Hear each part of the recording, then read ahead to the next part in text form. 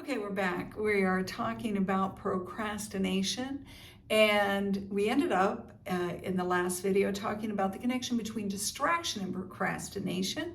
But now we're going to go on with some statistics about how prevalent is procrastination today. As we mentioned, it's up to about 25% of adults. So between 15 to 25% of adults regularly procrastinate. And when it comes to college students, 80 to 95% of college students procrastinate at some level, and 50% consider it a problem.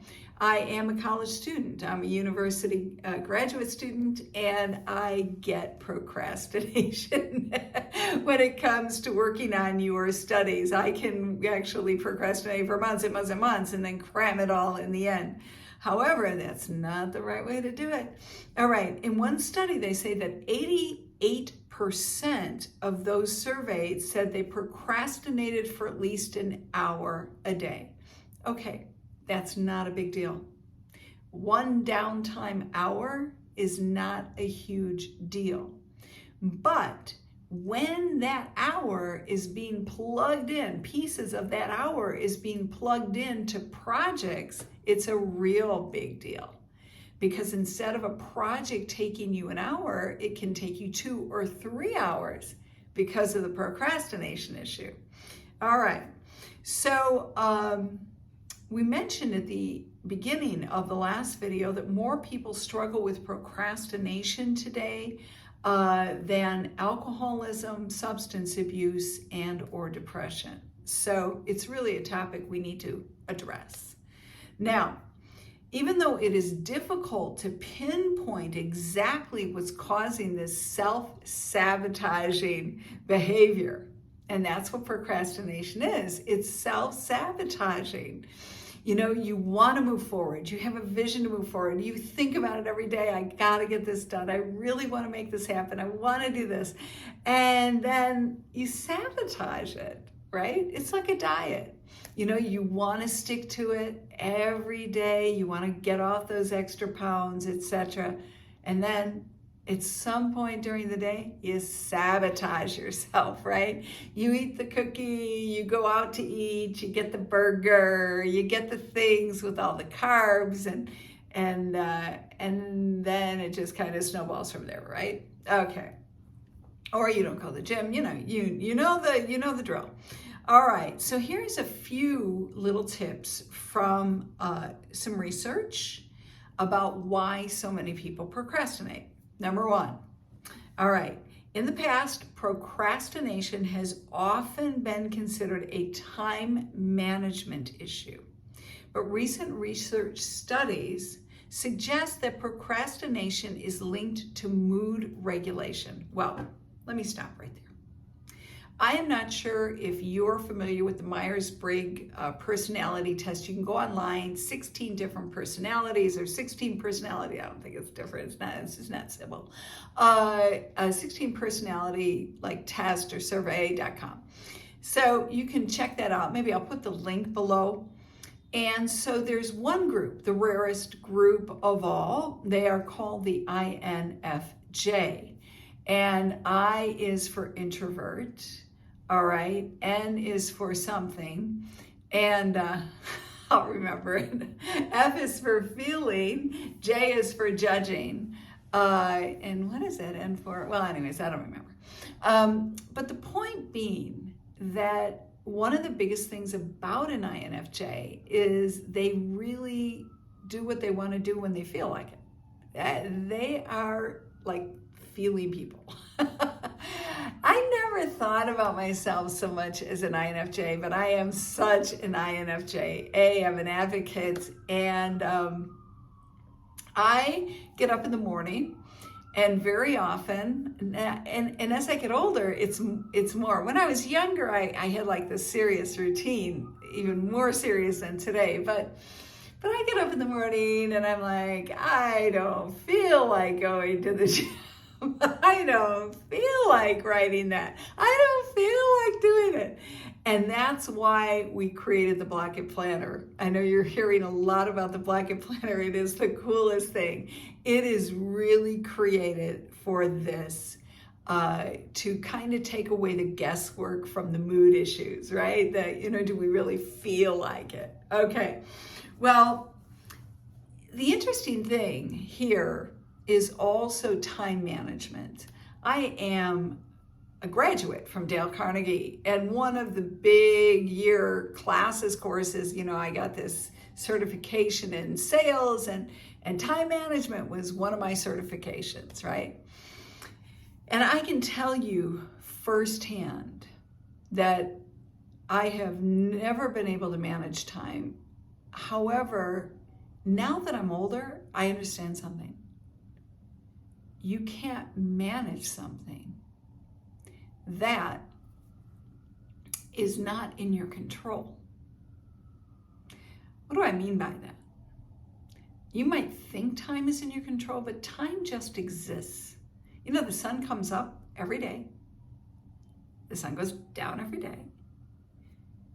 All the hours in a day are divided into these 60-minute time slots. And the truth about time is it just exists.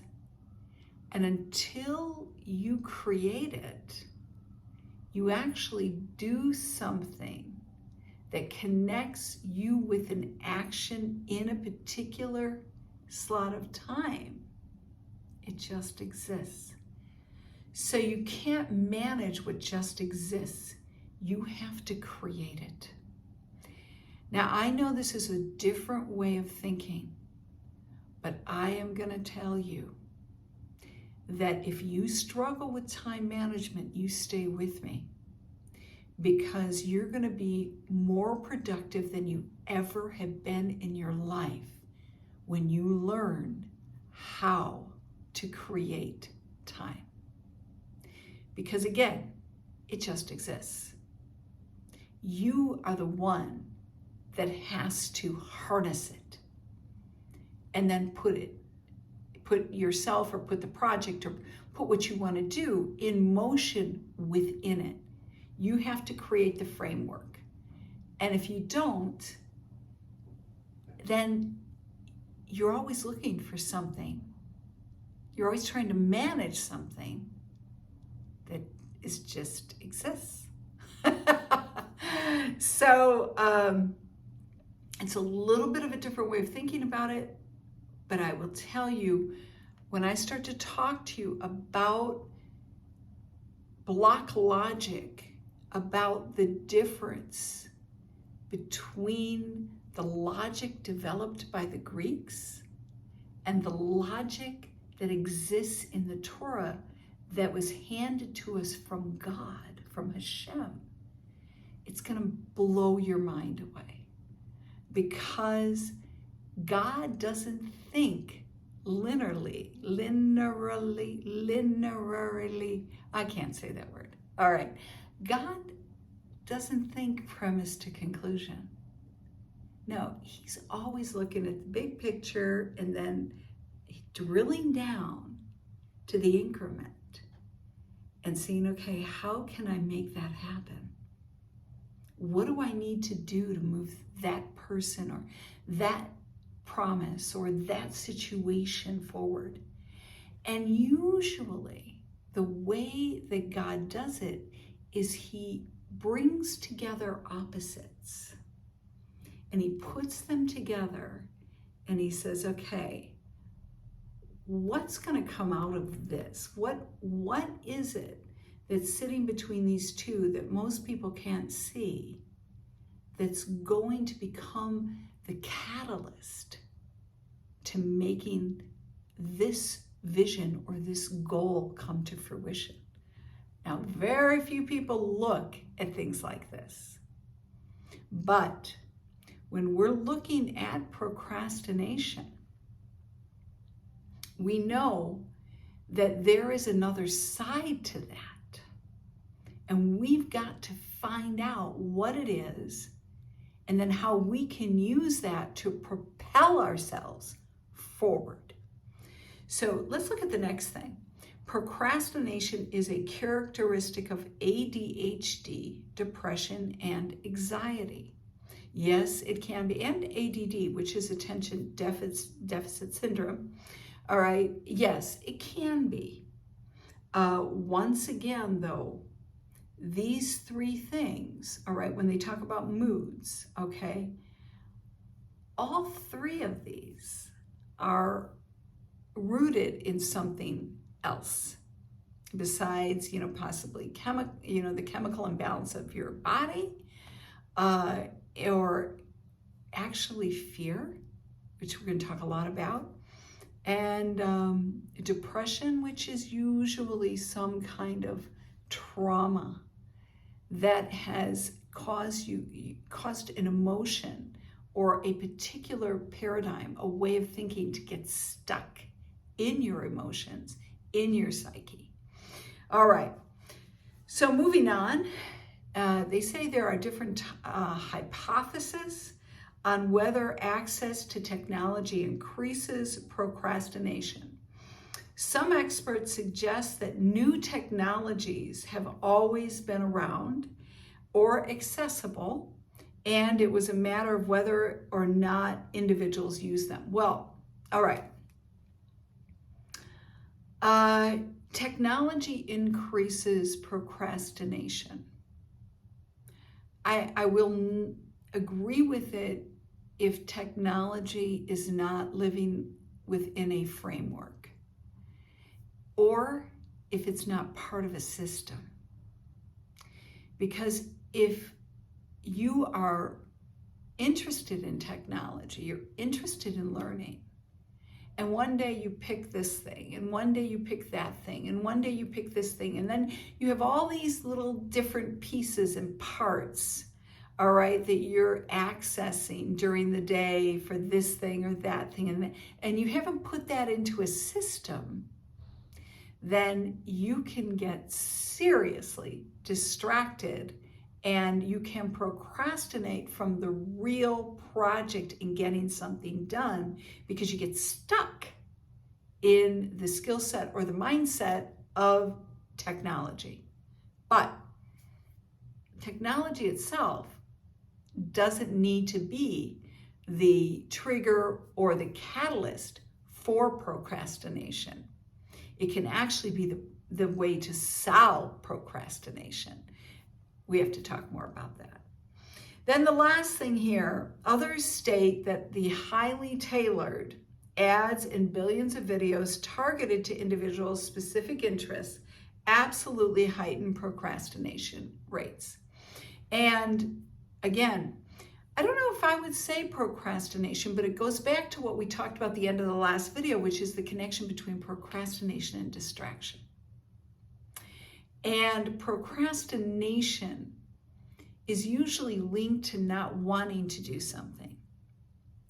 And ads and billions of videos, I don't know that they keep us from procrastinating on an issue as much as they keep us distracted from attacking an issue. So these are the reasons that some of the top reasons they say that people are self-sabotaging their behavior, and they have heightened procrastination issues. But notice something, not one of them really attacked the issue of fear. And that's what we're going to talk about in the next video. All right, I'll see you in the next video.